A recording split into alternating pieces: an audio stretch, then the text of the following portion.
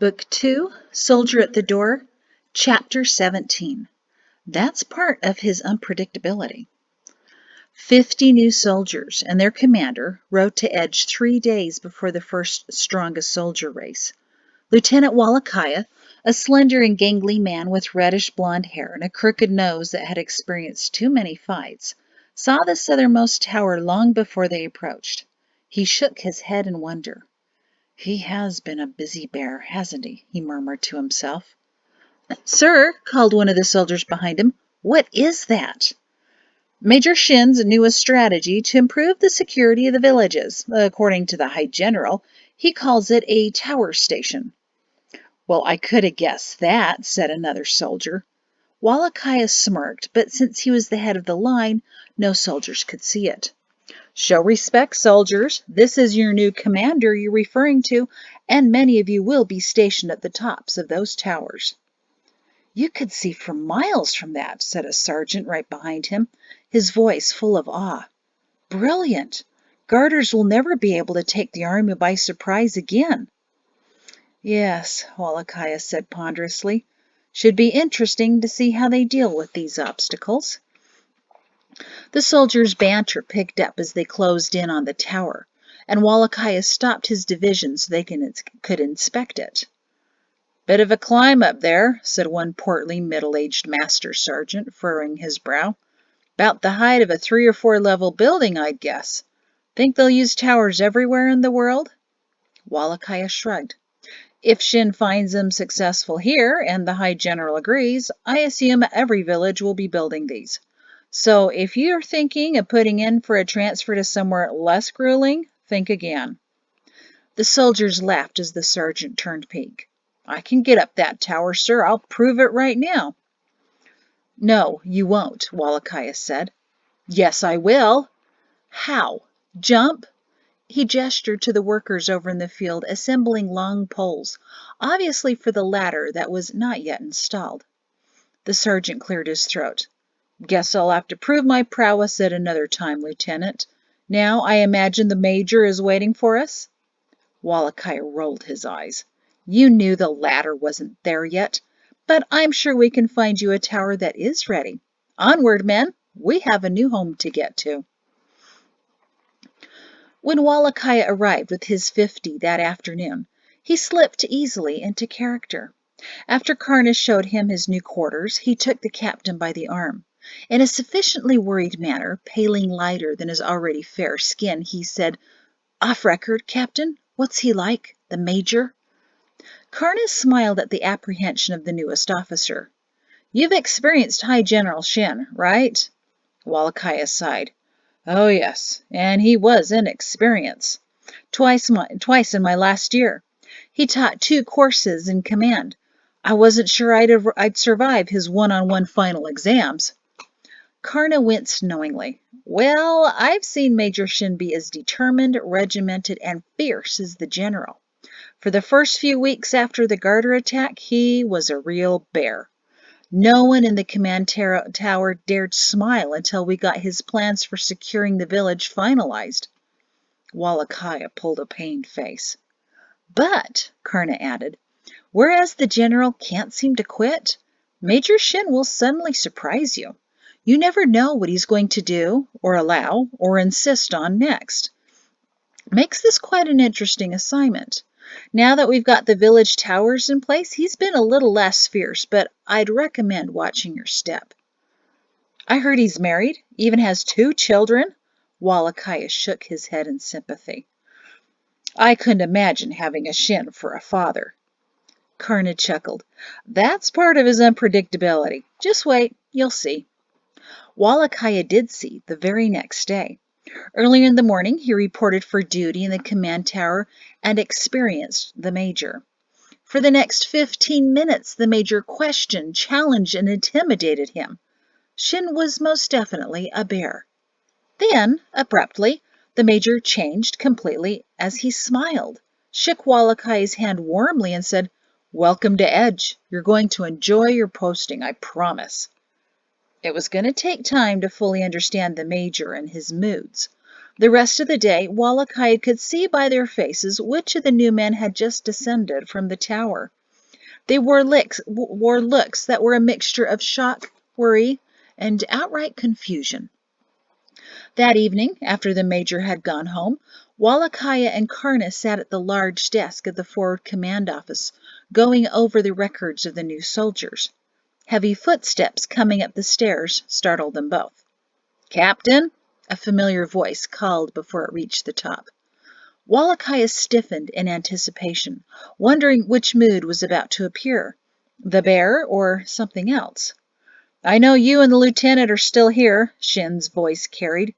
"Let's take a look at that tower station map again. I was thinking we need to redraw the lines for the granary district. It would be good for the lieutenant to see our plans." "What?"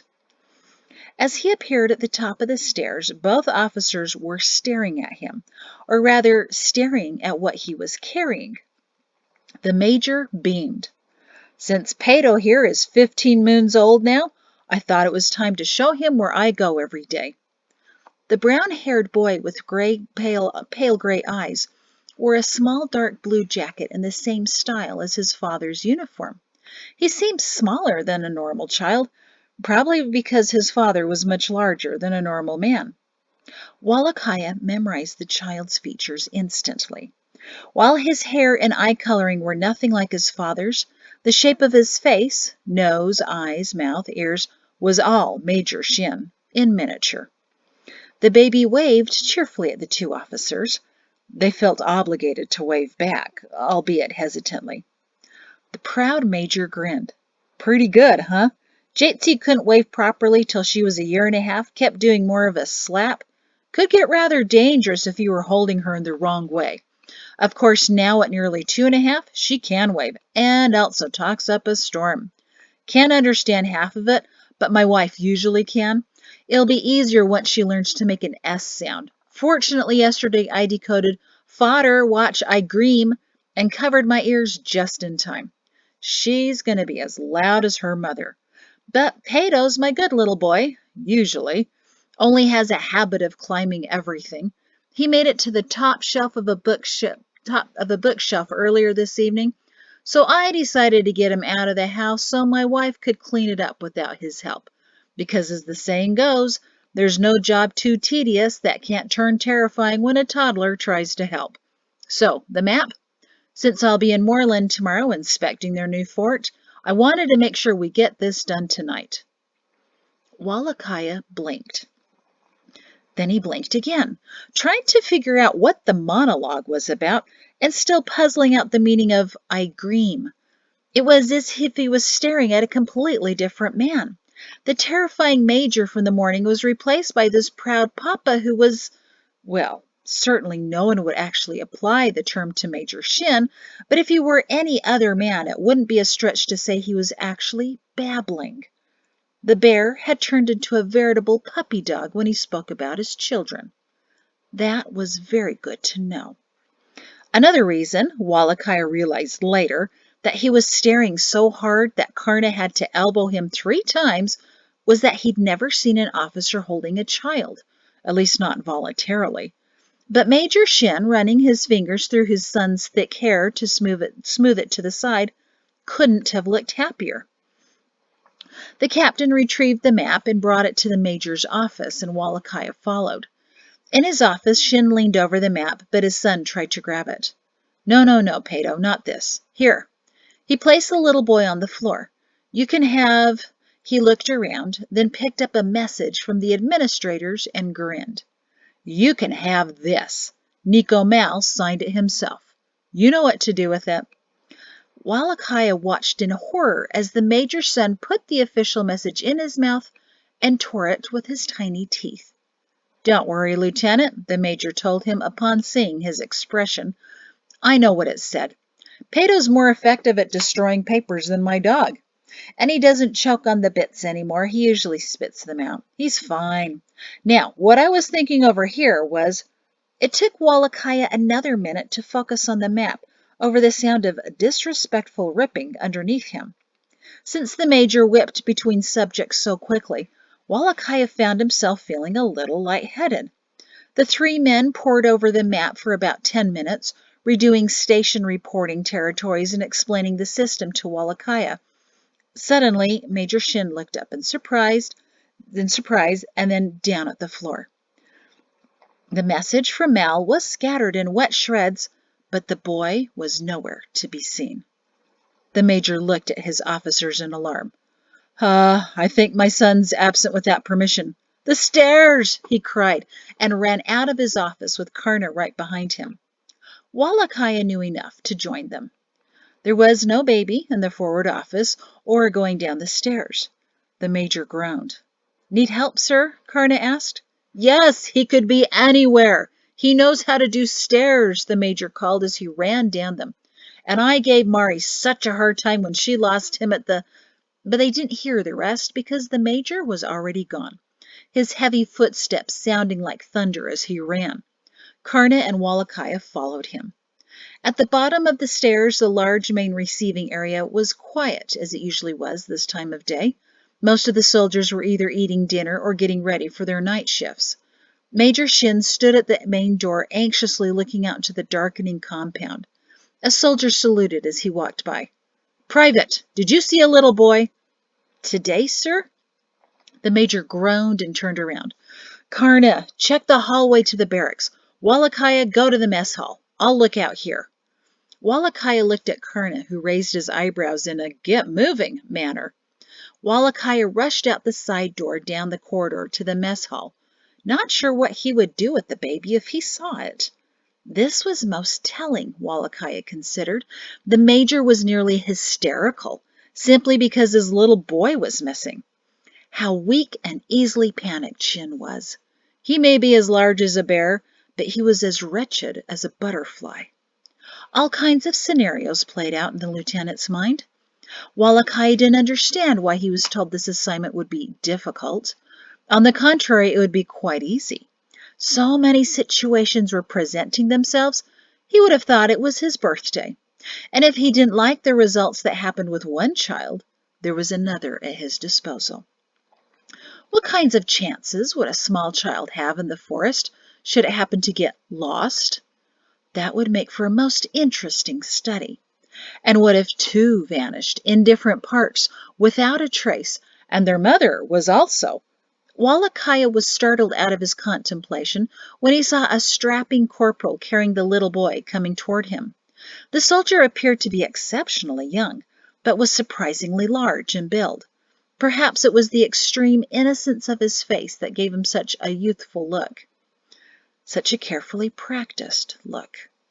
Sir, the corporal nodded to him.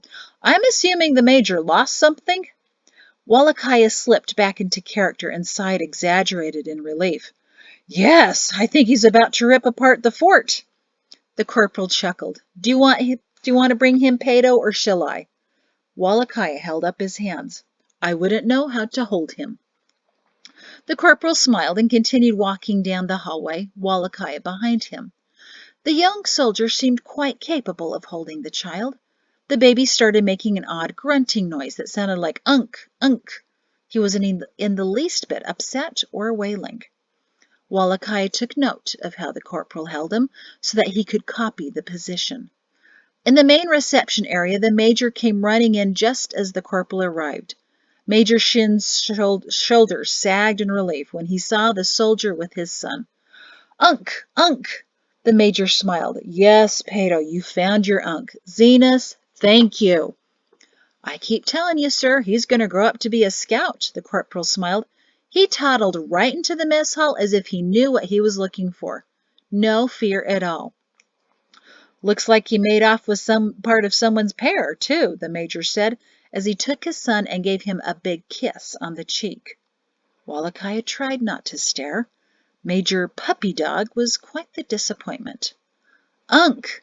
Peto waved the pear at his father. Karna ran into the reception center and the anxious look on his face evaporating. Unk's pear, yes. Shin nodded and turned to the corporal. Would you do me a favor? He said with surprising casualness.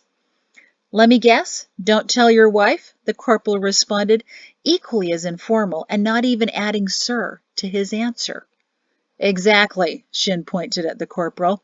while Wallachai's eyebrows furrowed in frantic analysis of the situation.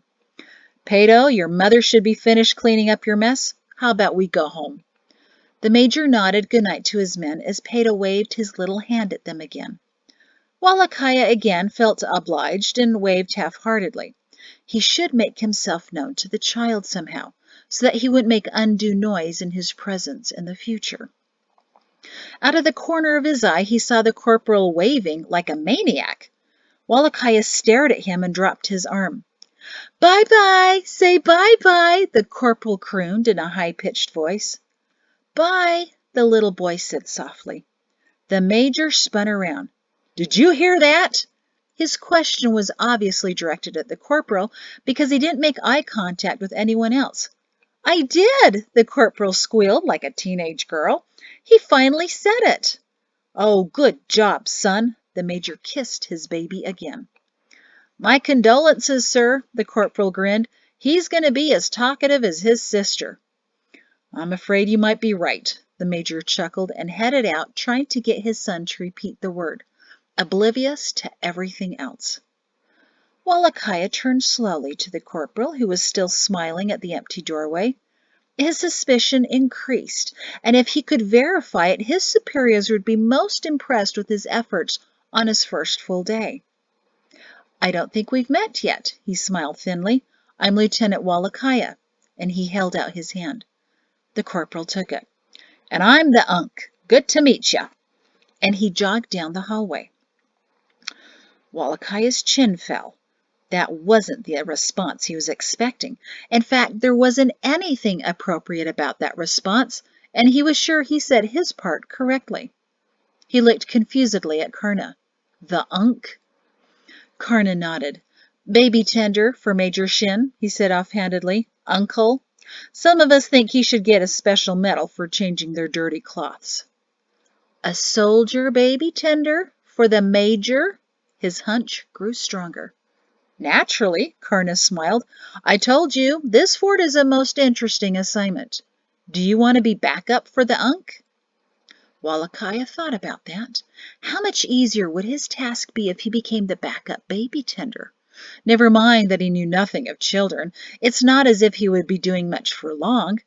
He considered the possibility too long. Captain Karna took his delay as a response.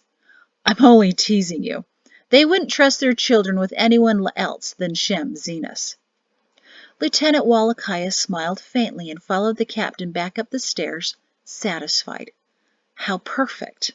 In the fort for only a day and a half, and already he had identified the quiet man. Shem Zenas walked back to the mess hall, picked up his dishes, and brought them to the washing station. Then he idly wandered back to his barracks, lost in thought and worry. Lieutenant Wallachia. So this is the next stage. Major Shin was in major trouble. And now so was Shem. For someone who had never stolen a thing before in his life, Dorman made off quite well with the horse, he thought to himself. Maybe he did have a talent. What he didn't have was more time. He'd already wasted too much time in Idemia looking for his brother, and now he had to get back on schedule and to wins. As he rode the black horse along the dark roads, he tried to justify what he'd done by taking the animal. The words wouldn't come. Everything sounded either feeble or something his brother would say, which was pretty much the same thing. But it was over now, he was sure of it. Son of Orin had chosen his fate. Dorman was now choosing his. But only by riding all night and all day and night again would he meet his fate on time. He just might have to steal a few more horses.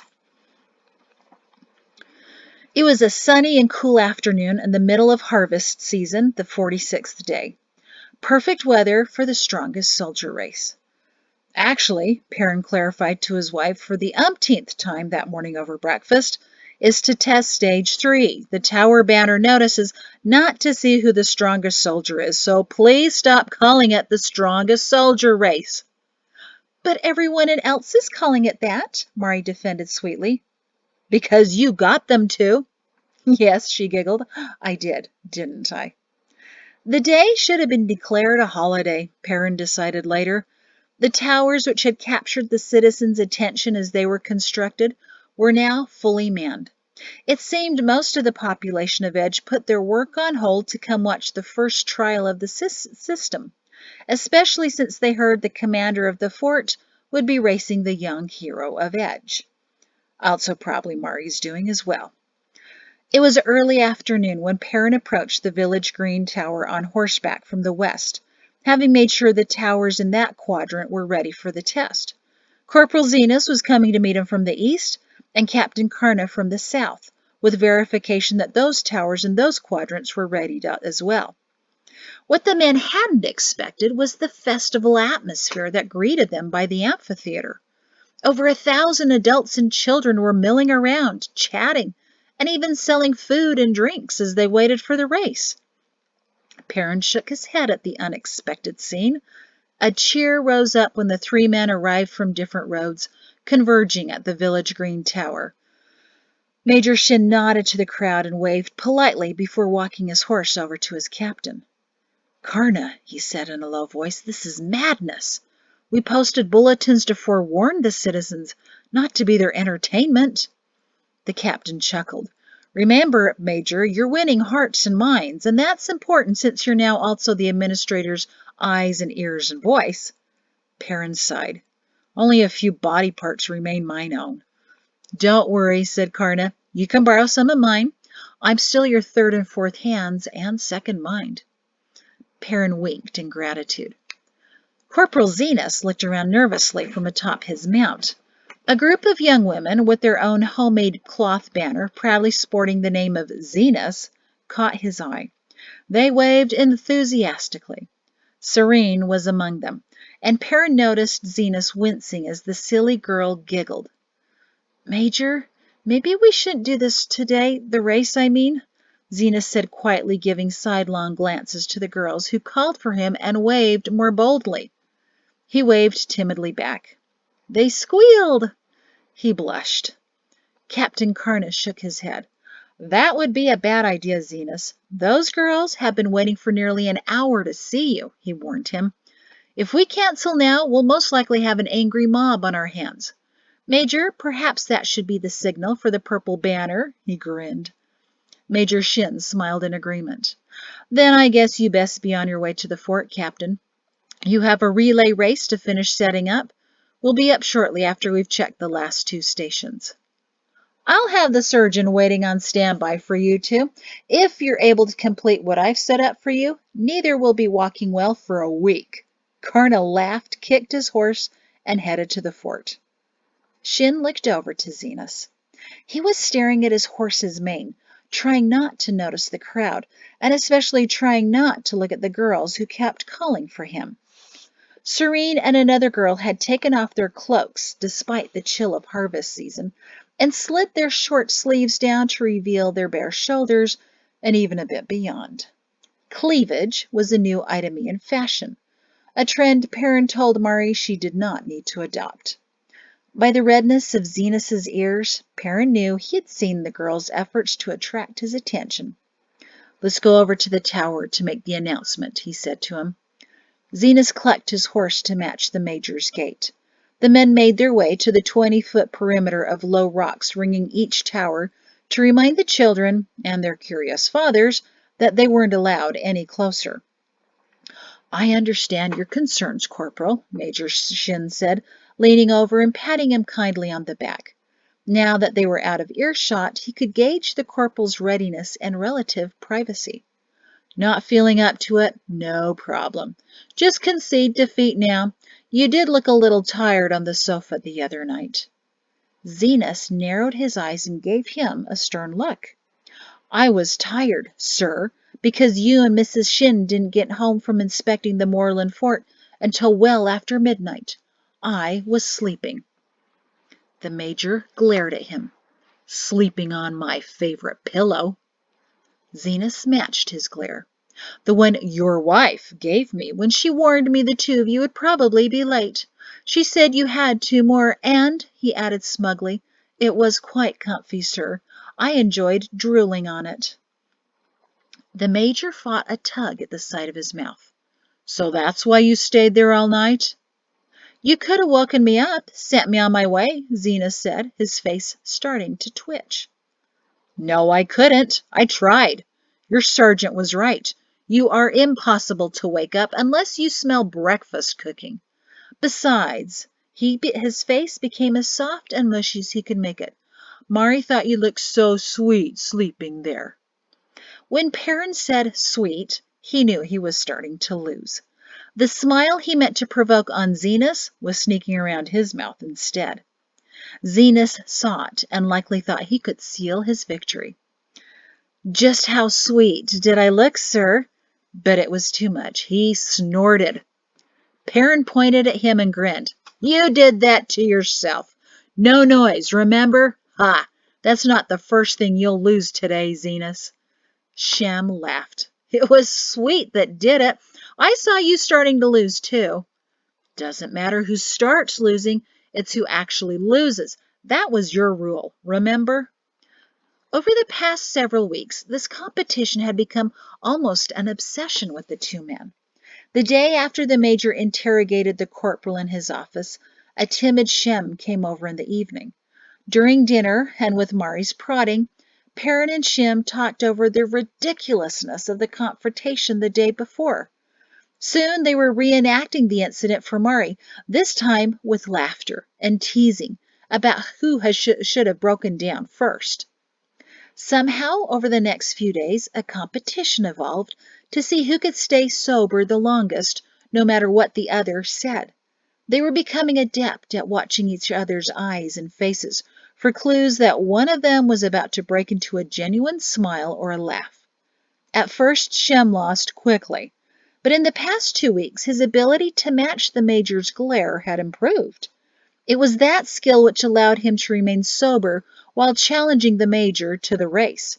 But he still struggled with stifling his laughter that always insisted on coming out as a snort worthy of Mari.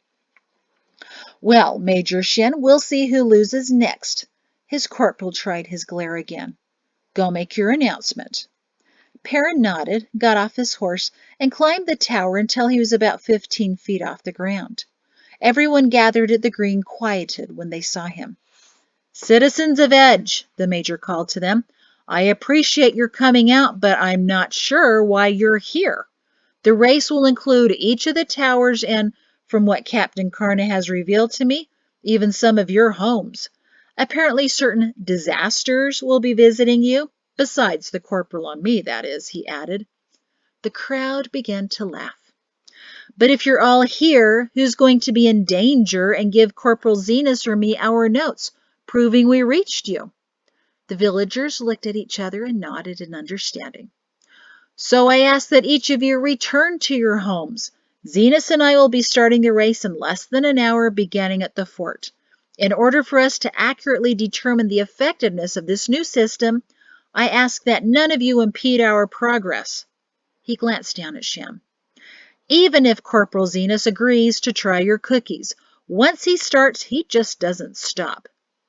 Insulted, Zenas exclaimed, "It was only 2 cookies, sir, and they were different kinds, and I was far ahead in that race anyway." Edgers laughed, and a few patted Zenas on the leg. The Major grinned. "Mrs. Reed, I trust Captain Carna didn't put you on the route this time, and if he did, remember, no baking." The older woman in the middle of the laughing villagers blushed and waved at the Major. "We will accept drinks of water, however," the Major continued, "but nothing else. Mr. Archie, I am talking to you, sir." The crowd roared again, and Mr. Archie nodded guiltily. His exceptionally potent secret mead batch and its effects on Mr. Archie, several innocent bushes, and one unfortunate and now balding cat had been the talk of his neighborhood for the past week. "Now, if you'll all head home, I promise we'll do our best to reach each of your areas. Don't make me order you," he added with a slightly cheesy smile. The crowd cheered and started to leave. Major Shin climbed down the tower and climbed back onto his horse. "Winning hearts and minds, Major. You could teach all the lessons," Zenas chuckled at him. Basic diplomacy, Shem. Emotionally manipulating your audience, Perrin said quietly. What my wife once called officer's charm school. The trick is to get them laughing. If someone laughs with you, then they assume you're their buddy. They don't realize you've already gained the upper hand. Shem grinned. I'm going to remember that, sir. Oh, I'm sure you already knew that. And Perrin was quite sure about that. The corporal was far cleverer than he let on, almost as if he was embarrassed by his own quickness.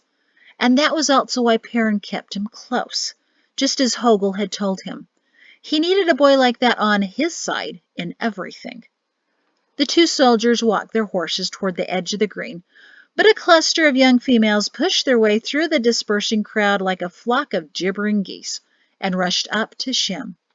We're cheering for you, Corporal. Make us proud, Serene giggled. Perrin didn't bother to stop his horse, as Corporal Zenas politely did, but nudged it out of the way of Serene's flock, he decided it might be called, that had grown larger and didn't even notice the second horse and rider. Don't mind me, he muttered quietly as he guided his horse around the sudden obstacle. Only the commander here, trying to secure edge. Certainly don't want to get in the way of something as important as flirting. Serene's friends, half a dozen now, and all looking strangely similar because females this age tended to preen together, started giggling at Shem, as if senseless giggling was also a new fashion trend. Out of the corner of his eye, Perrin caught the motion of two of the girls hurriedly sliding their sleeves off their bare shoulders. He immediately looked away and chuckled in pity for his corporal. Behind him, Perrin heard Shem's pained grunt before he addressed the gaggling assembly. I'll do my best not to disappoint you ladies, and he chirruped his mount to catch up to the major. Perrin glanced back and saw the girls giggle yet again and wave in unison as Shem's horse trotted away from them. The young soldier looked rather desperate. Perrin considered the situation, and when his corporal caught up with him a moment later, he said, You know, Shem, I do allow soldiers to marry. I encourage it even. Lots of advantages to marriage, you know. Shem shrugged and nodded half-heartedly. Someday I'll find the right woman, sir. There are quite a few around here who'd like to volunteer for that position. Oh, I'm not sure they're my type, Major. Oh, I don't know. One type had blonde hair, another black, another brown. Shem chuckled. I mean, they aren't... He fumbled for the right words before trying a different tactic. Major, I want a girl that my sister and Mrs. Shin would both like.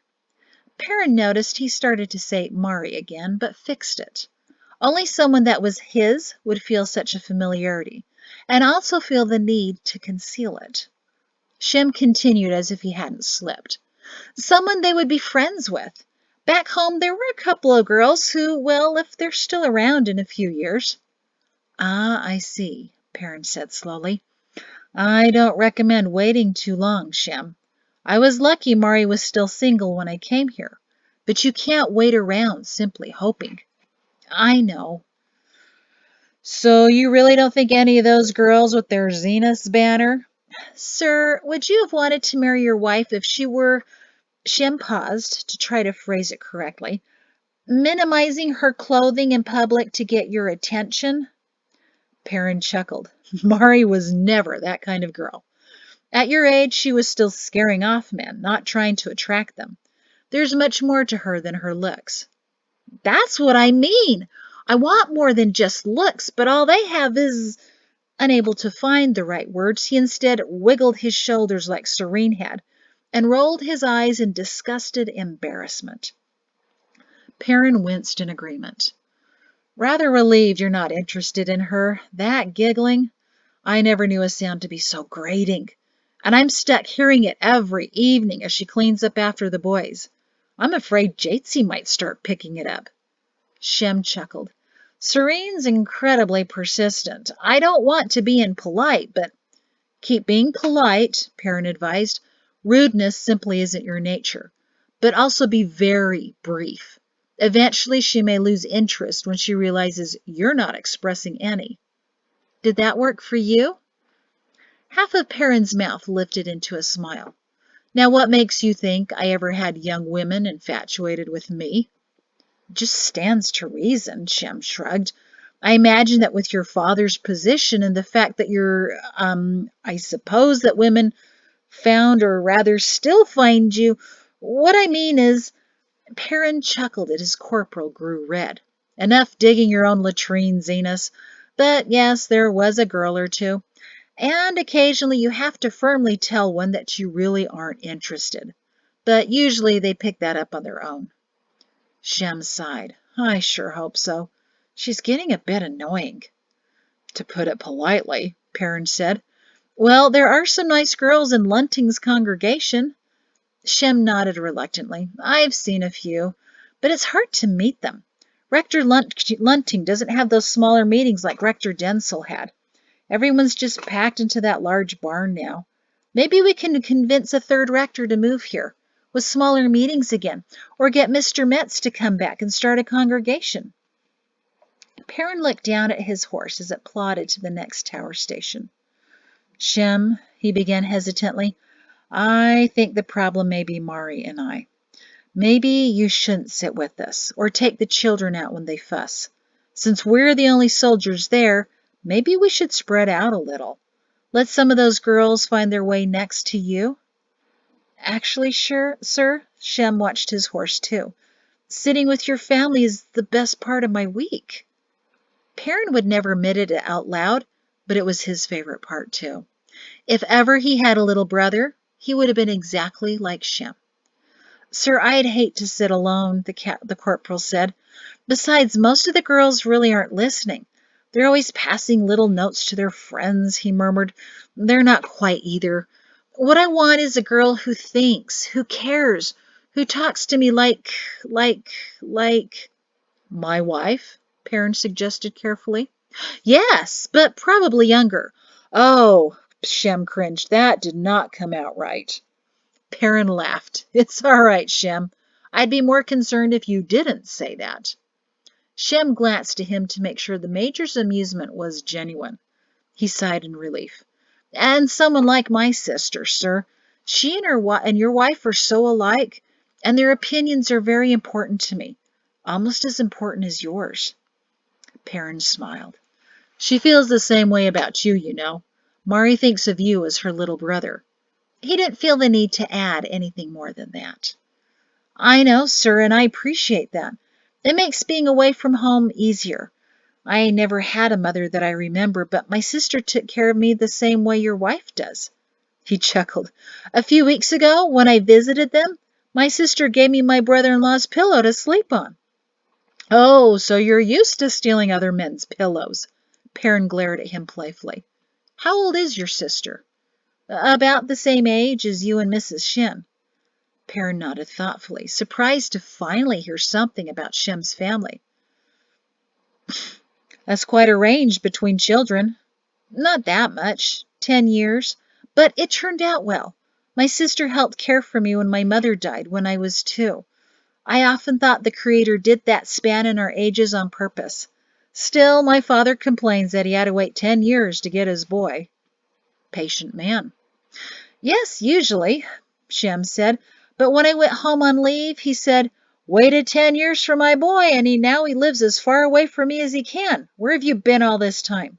Shem laughed, a bit sadly. Perrin stared straight ahead, a thought forming in his head that he didn't like at all, but it would have been dishonest to not share it. He cleared his throat.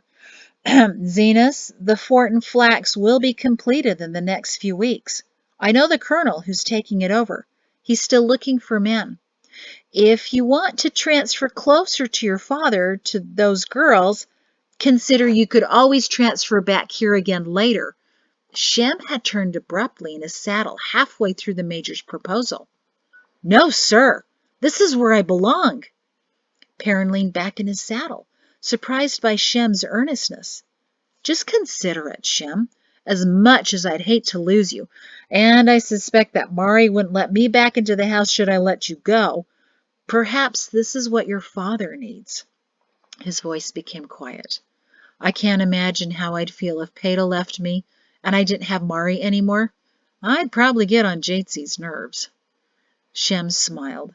Sir, I appreciate the thought, but my father's fine where I am. He's just a big tease like me. He knows who you are and wouldn't want me serving anywhere else. Something in those words struck Perrin oddly. He knows who I am? Shem nodded. By association, I mean. One year he traveled to Idumea to sell some of his herd to the army, and he ran into the High General. They spoke only for a few minutes, but my father was impressed.